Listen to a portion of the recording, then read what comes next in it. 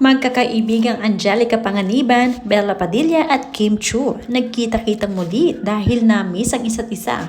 In advance na nga ang celebration nila ng Valentine's Day. Ito nga daw ang unang araw ng pag-ibig ngayong Pebrero. Sama-sama silang tatlo kasama rin ang anak ni Angelica Panganiban na si Baby Bean. Panoorin at kung hindi pa nakasubscribe, don't forget to like, subscribe and hit the notification bell to keep you updated.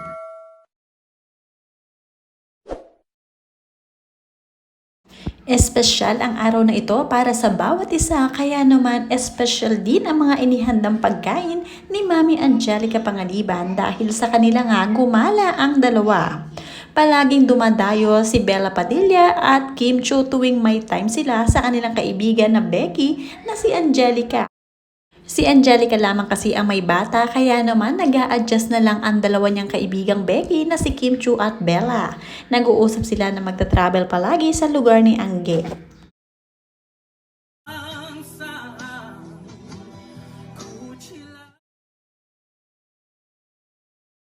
Agad ngang isinare ni Angge ang kaganapan sa kanilang bahay nang gumala ang dalawang kaibigan. Sabi niya dito, "We celebrate Love Month this way.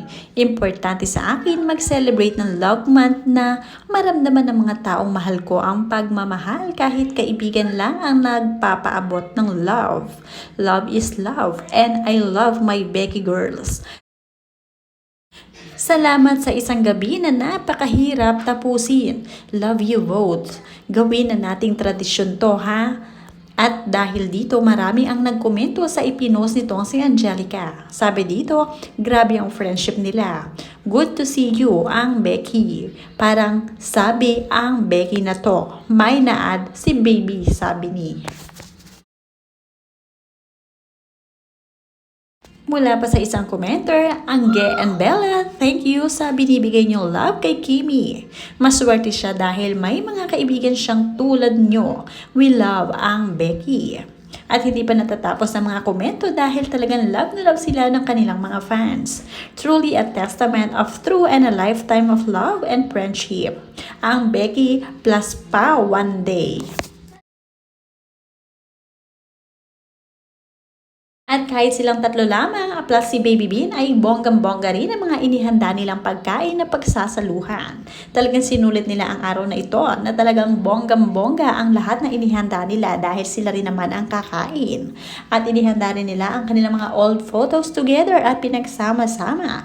Ganyan kakagagaling ang mga Ang Becky. Talagang mga creative mag-isip at syempre mahihilig ding magsayaw ang mga ito.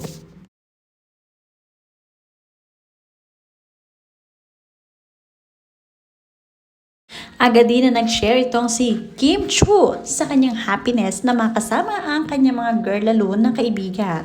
Happy Galentine's, February 1, 2025. Couldn't ask for a better way to start the love month than with these two beautiful souls, Bella and Angelica. Mom says, thank you for the friendship that feels like home.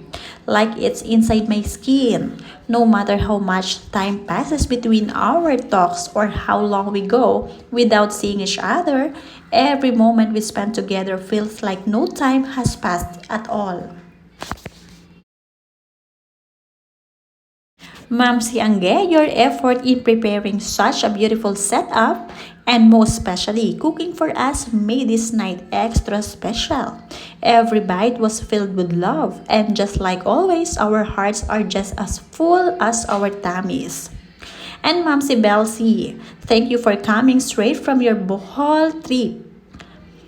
Just to be here, it truly means the world to us. Kala namin di matutuloy.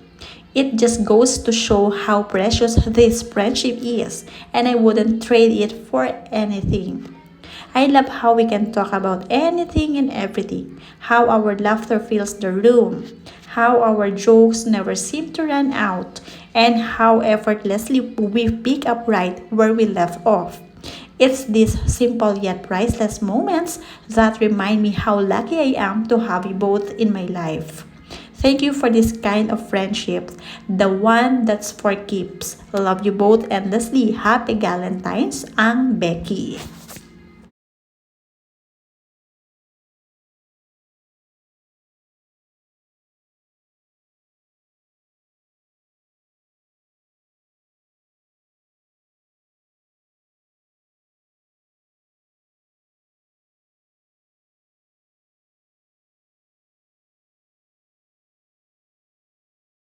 At hindi rin mawawala si Baby Bean sa samahan ng tatlo.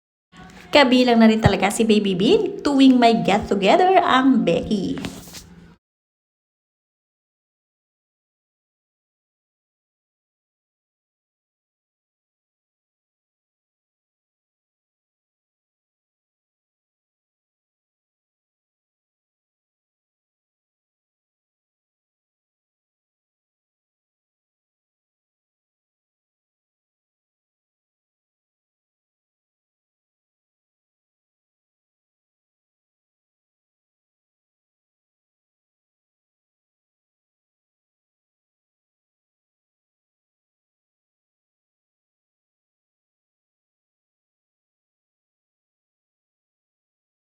At dahil dyan, meron pa silang mga remembrance sa bawat isa.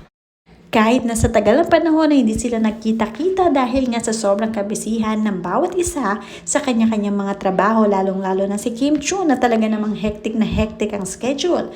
Ganon din si Bella Padilla na mag-for good na para sa kanyang trabaho. At si Mami Angge naman ay busy-busy, pagiging housewife at pagiging mami sa kanyang baby Bean ay hindi pa rin nakakalimot na magsama-sama together ang magkakaibigang ang Becky.